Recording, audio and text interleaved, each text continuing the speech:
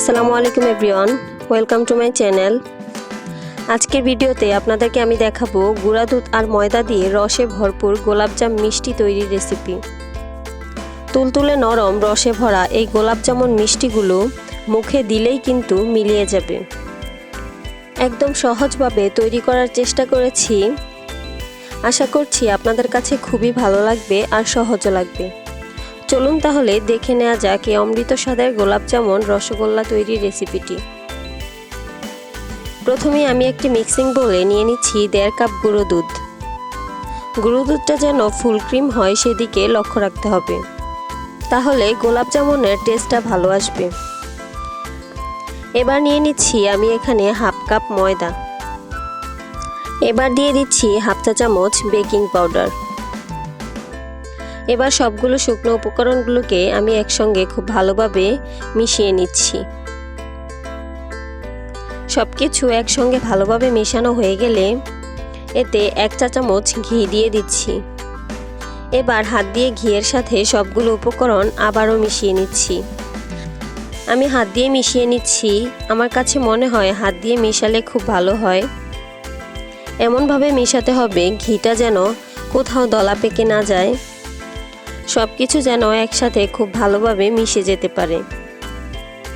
এবার মিষ্টির ডোটা তৈরির জন্য আমি এখানে লিকুইড দুধ ব্যবহার করছি 1/2 কাপ। অল্প অল্প করে দুধ দিয়ে ডোটা তৈরি করতে হবে, একসঙ্গে দিচ্ছি না, একসঙ্গে দিলে দলা পেকে যেতে পারে, তাই আমি অল্প অল্প করে দিব আর মেশাতে থাকবো। মিষ্টির এই ডোটা কিন্তু শক্তভাবে তৈরি করা যাবে না, ডোটা একটু সফটভাবে তৈরি করতে হবে। 1/2 কাপ দুধ দেওয়ার পরেও যদি মনে হয় এই ডোটা শক্ত আছে, তখন আপনারা চাইলে আরও কিছুটা লিকুইড দুধ দিয়ে আবারও মিশিয়ে নিতে পারেন। ডোটাকে ভালোভাবে মিশিয়ে নিয়েছি। এখন এই ডোটা অনেক বেশি স্টিকি আর সফট মনে হচ্ছে, কিন্তু কিছুক্ষণের মধ্যে এটা একদমই সেট হয়ে যাবে। এবার আমি এই ডোটাকে 5 মিনিটের জন্য এভাবেই রেখে দিব। 5 মিনিট পরে দেখবেন একদম সেট হয়ে গেছে, হাতে লেগে লেগে আসছে না। এখন আমি মিষ্টিগুলো বানিয়ে নিব। মিষ্টিগুলো বানানোর জন্য হাতে কিছুটা ঘি মেখে নিয়েছি। সবগুলো মিষ্টি একই সাইজের হওয়ার জন্য আমি একটা চামচ ব্যবহার করছি। কিছুটা ডো হাতে নিয়ে গোল গোল করে আমি মিষ্টি বানিয়ে নিচ্ছি। তবে একটা জিনিস খেয়াল রাখতে হবে, মিষ্টির গায়ে কোনো ধরনের ফাটল যাতে না থাকে। আমি গোল বানাচ্ছি কারণ গোলাপজামুন গোল করে বানানো হয়, আপনারা চাইলে লম্বা বা চ্যাপ্টা করেও বানাতে পারেন। এভাবে সবগুলো মিষ্টি বানাতে হবে। আমার সবগুলো মিষ্টি বানানো শেষ। এখন দেরি না করেই সঙ্গে সঙ্গে মিষ্টিগুলো ভেজে নিতে হবে। তেল পুরোপুরি গরম হওয়ার আগেই মিষ্টিগুলো তেলে ছেড়ে দিচ্ছি। গরম তেলে মিষ্টি দেওয়া যাবে না, তাহলে পুড়ে যাবে। মিষ্টি তেলে দেওয়ার পর থেকে একটু পর পর নেড়ে ছেড়ে দিতে হবে। এই মুহূর্তে চুলার হিট লোতে রেখেছি। যখন মিষ্টিতে কালার আসা শুরু করবে তখন চুলার হিটটা আমি মিডিয়াম টু হাইয়ের মাঝামাঝি রেখে দিব। সমানভাবে মিষ্টিতে কালার আসার জন্য চামচের পিঠ দিয়ে সমানভাবে ঘুরিয়ে ঘুরিয়ে অনবরত নাড়তে থাকতে হবে। মিষ্টিগুলো ভাজা হতে আমার প্রায় 8 থেকে 10 মিনিটের মতো সময় লেগেছে, তবে আপনাদের আরও কম বা বেশিও লাগতে পারে। মিষ্টিগুলো আমার এখানে প্রায় সুন্দর একটা কালার চলে এসেছে, তাই আমি আস্তে আস্তে মিষ্টিগুলো ছেঁকে নিচ্ছি।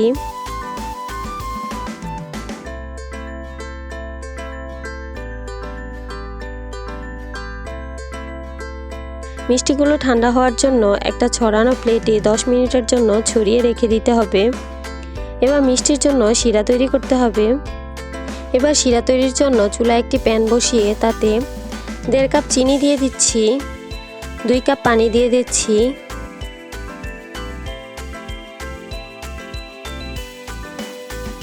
সাথে 3টা এলাচও দিয়েছি গ্রান হওয়ার জন্য। এবার চিনি গলে যাওয়া পর্যন্ত নাড়তে হবে। শিরা ভালো করে ফুটে ওঠা পর্যন্ত জাল দিতে হবে। শিরায় বলক আসার পর চুলা বন্ধ করে তাতে মিষ্টিগুলো দিয়ে দিব। মিষ্টিগুলো দিয়ে ঢাকনা দিয়ে ঢেকে রেখে দিব 1 ঘন্টার জন্য।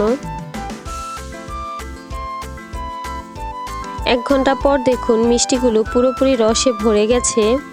এভাবেই তৈরি হয়ে গেল রসে ভরপুর গোলাপজামুন। একদম অল্প কিছু উপকরণে ঘরেই তৈরি করে ফেলেছি গোলাপ জামুন মিষ্টি। আপনারাও বাসায় ট্রাই করবেন, আর ট্রাই করে কেমন হয়েছে অবশ্যই আমাকে কমেন্টস করে জানাবেন। আর আজকের ভিডিওটি যদি ভালো লেগে থাকে অবশ্যই একটি লাইক দিবেন, আর আমার চ্যানেলটি সাবস্ক্রাইব করবেন। অবশ্যই পাশে থাকা বেল আইকনটি ক্লিক করে রাখবেন আমার পরবর্তী ভিডিওর নোটিফিকেশন সবার আগে পাওয়ার জন্য। তো আজকে এই পর্যন্তই, সবাই ভালো থাকবেন। আল্লাহ হাফেজ। আসসালামু আলাইকুম everyone, welcome to my channel. আজকে আমি আপনাদের সঙ্গে শেয়ার করব মাত্র 1 কাপ বেসন দিয়ে বাজারের মতো রসালো মুচমুচে বুন্দিয়া তৈরির রেসিপি। 1 কাপ বেসন দিয়ে দেখতেই পাচ্ছেন আমি অনেকগুলো বুন্দিয়া তৈরি করেছি। ইফতার টেবিলে যদি এরকম রসালো বুন্দিয়া পাওয়া যায় তাহলে কিন্তু সত্যি অনেক বেশি ভালো লাগে। বাজারে কিনা বুন্দিয়া থেকে ঘরে তৈরি করা বুন্দিয়া অনেক বেশি স্বাস্থ্যকর। সকল ধরনের টিপস এবং ট্রিক্স সহ আজকের এই রেসিপিটি আপনাদের সাথে শেয়ার করেছি। আশা করছি আপনাদের কাছে অনেক ভালো লাগবে আর সহজও লাগবে। যদি ভালো লেগে থাকে অবশ্যই আমার চ্যানেলটি সাবস্ক্রাইব করবেন, আর পাশে থাকা বেল বাটনটি ক্লিক করে রাখবেন আমার পরবর্তী ভিডিও নোটিফিকেশন সবার আগে পাওয়ার জন্য। তাহলে আর কথা না বাড়িয়ে চলে যাচ্ছি পুরো রেসিপিতে। বুন্দিয়াগুলো তৈরি করার জন্য প্রথমে আমি একটি স্ট্রেনার নিয়েছি। এখন এই স্ট্রেনারে 1 কাপ বেসন আমি চেলে নিচ্ছি। আমি 1 কাপ বেসন নিয়ে খুব ভালো করে চেলে নিচ্ছি। বেসনটা চেলে নিলেই কিন্তু ব্যাটারটা অনেক বেশি পারফেক্ট হবে, আর বুন্দিয়া তৈরির জন্য ব্যাটারটা কিন্তু স্মুথ হওয়া খুবই জরুরি। বেসনটাকে চেলে নেওয়া হয়ে গেলে এবার এখানে আমি দিয়ে দিচ্ছি নর্মাল টেম্পারেচারে থাকা 1/2 কাপ পানি। তবে পানিটা আমি কিন্তু একসাথে দিব না, পানিটা আমি অল্প অল্প করে দিব আর মিশাতে থাকবো। বেসনের মিশ্রণটাকে খুব ভালোভাবে মিশিয়ে নিতে হবে যাতে কোনো রকমের দানা বা লাম্পস না থাকে। আমি 1/2 কাপ পানির সঙ্গে বেসনটাকে খুব ভালোভাবে ফেটিয়ে নিচ্ছি। আমি একটা হ্যান্ড উইক্স দিয়ে ফেটিয়ে নিচ্ছি, তবে আপনারা চাইলে কিন্তু হাত দিয়ে ফেটিয়ে নিতে পারেন। তবে আমার কাছে মনে হয় হাত দিয়ে ফেটিয়ে নিলেই কিন্তু বেশি ভালো হয়। ব্যাটারটা হাত দিয়ে ফেটিয়ে নিলে কিন্তু আমার কাছে মনে হয় অনেক বেশি স্মুথ হবে। যখন দেখবেন ব্যাটারটার মধ্যে ঠিক এরকম একটা ভাব চলে এসেছে তখন 5 থেকে 6 মিনিটের মতো আবারও ঠিক ভালো করে ফেটিয়ে নিতে হবে। বেসনের ব্যাটারটাকে যত বেশি করে ফাটাবেন ততই কিন্তু ভালোভাবে বুন্দিয়াগুলো তৈরি হবে, অর্থাৎ অনেক বেশি ফুলকো হবে আর একদম গোল গোল হবে। 5 মিনিট ধরে ব্যাটারটাকে খুব ভালোভাবে ফেটিয়ে নেওয়ার পর এবার ব্যাটারটাকে ঠিক মতন ফেটানো হয়েছে কিনা এটা আমি একটু চেক করে নিচ্ছি। তার জন্য আমি 1 কাপ পানির মধ্যে 1 ড্রপ ব্যাটার দিয়ে দিচ্ছি। দেখতেই পাচ্ছেন খুব দ্রুতই কিন্তু ড্রপটা উপরে ভেসে উঠেছে, তার মানে আমাদের এই ব্যাটারটা কিন্তু একদমই ভালোভাবে ফেটানো হয়ে গেছে। এই ব্যাটারটাতে যদি ড্রপটা একটু সময় নিয়ে উপরে ভেসে উঠতো তাহলে কিন্তু আমাদের এই বুন্দিয়াগুলো একটু চ্যাপ্টা হয়ে যেত, আর যদি উপরে ভেসে নাই আসতো তাহলে কিন্তু এই ব্যাটার দিয়ে কখনোই বুন্দিয়া তৈরি করা যাবে না।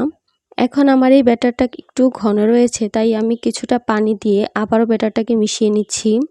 আমার এখানে টোটাল 1 কাপ থেকে কিছুটা কম পানি লেগেছে, তবে আপনাদের ক্ষেত্রে আরও কম বা বেশিও লাগতে পারে। ব্যাটারের ঘনত্বটা দেখে আপনাদের একটু বুঝে নিতে হবে আমি ব্যাটারের ঘনত্বটা ঠিক কীরকম রেখেছি, অর্থাৎ বুন্দিয়া তৈরির পারফেক্ট ব্যাটারটা ঠিক কীরকম থাকবে। আমি আপনাদেরকে দেখিয়ে দিচ্ছি ব্যাটার ঘনত্বটা ঠিক কীরকম রেখেছি। আমার ব্যাটারটা এখানে পারফেক্টভাবে তৈরি করা হয়ে গেছে।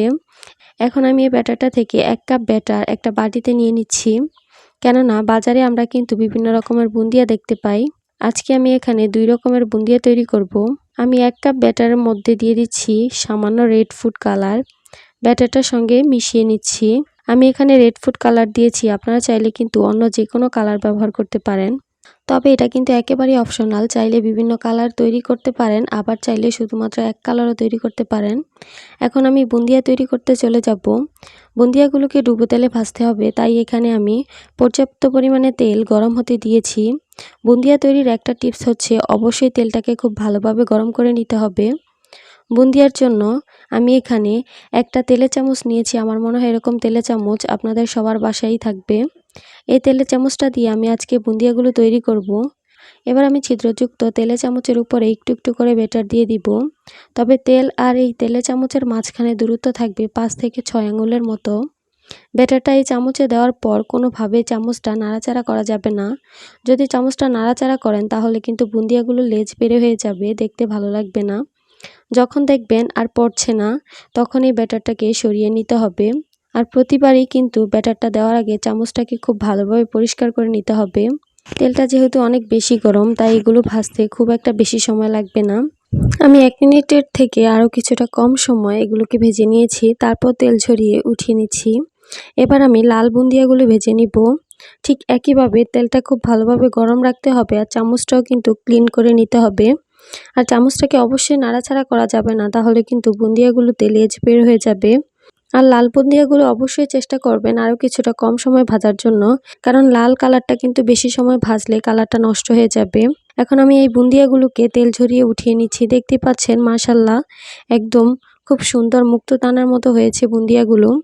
আমি আপনাদেরকে একটা একটা করে বুন্দিয়া ভেঙে দেখিয়ে দিচ্ছি কতটা ক্রিস্পি হয়েছে।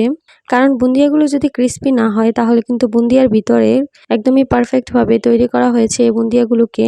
এবার আমি সবগুলো বুন্দিয়াকে একসঙ্গে করে নিব। এরপর একটা বাটিতে করে সাইডে সরিয়ে রেখে দিব ঠান্ডা হয়ে যাওয়ার জন্য। এদিকে আমি চিনির শিরাটা তৈরি করে নিব। চুলায় একটি পাত্র বসিয়ে তাতে আমি দিয়ে দিচ্ছি 1 কাপ পরিমাণ চিনি, দিয়ে দিচ্ছি 1/2 কাপ পানি। চিনির জন্য যদি আপনারা 1/2 কাপ পানি দেন তাহলে কিন্তু এটা হবে সঠিক মেজারমেন্ট। 1 কাপ চিনির জন্য 1/2 কাপ পানি। তাহলে আর শিরার মধ্যে কোনো রকমের 2 তার বা 1 তার তৈরি করতে হবে না। ভালোভাবে নেড়েচেড়ে মিশিয়ে নিচ্ছি আর অপেক্ষা করব চিনিটা গলে গিয়ে ভালোভাবে মিশে যাওয়া পর্যন্ত, আর একটা বলক চলে আসা পর্যন্ত।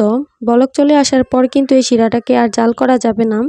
শিরাটাকে কিন্তু এর থেকে বেশি ঘন করা যাবে না। শিরাটাতে যখন ভালোভাবে বলক চলে এসেছে তখন আমি এখানে দিয়ে দিচ্ছি 1 টেবিল চামচ লেবুর রস। এই লেবুর রস দেওয়ার কারণে শিরাটাতে আর চিটচিটে হয়ে থাকবে না। এবার আমি শিরাটাকে চুলা থেকে নামিয়ে নিব নেড়েচেড়ে, এর থেকে বেশি আর ঘন করা যাবে না। এবার আমি বুন্দিয়াগুলোকে শিরার মধ্যে দিয়ে দিচ্ছি। তবে একটা ব্যাপার খেয়াল রাখতে হবে, শিরাটা যেন একদমই গরম থাকে, কোনোভাবে শিরাটা যেন ঠান্ডা হয়ে না যায়। শিরার মধ্যে বুন্দিয়াগুলো দিয়ে দেওয়ার পর আমি নেড়েচেড়ে খুব ভালোভাবে শিরার মধ্যে এগুলোকে মিশিয়ে নিচ্ছি। খুব ভালোভাবে শিরার মধ্যে মিশিয়ে নিতে হবে যাতে বুন্দিয়াগুলোর মধ্যে খুব ভালোভাবে শিরাটা মিশে যায়। এখন যদিও মনে হচ্ছে শিরাটা অনেক বেশি রয়ে গেছে, তবে কিছু সময় পর শিরাটা কিন্তু একদম টেনে নিবে বুন্দিয়াগুলো। এখন আমি একটা ঢাকনা দিয়ে ঢেকে রেখে দিব 1 ঘন্টার জন্য। আর 1 ঘন্টার মধ্যে দেখতে পাচ্ছেন শিরাটা টেনে নিয়েছে। দেখতে পাচ্ছেন এই বুন্দিয়াগুলো একদমই সুন্দরভাবে তৈরি হয়ে গেছে। শিরাটা দেখুন একদম বুন্দিয়াগুলোকে খুব ভালোভাবে টেনিয়ে নিয়েছে। এভাবে যদি আপনারা বুন্দিয়াগুলো তৈরি করেন তাহলে কিন্তু 2 সপ্তাহের মতো রেখে খেতে পারবেন। প্রথম 1 সপ্তাহ বাইরে রেখে খেতে পারবেন, আর পরের 1 সপ্তাহ নরমাল ফ্রিজে রেখে খেতে পারবেন।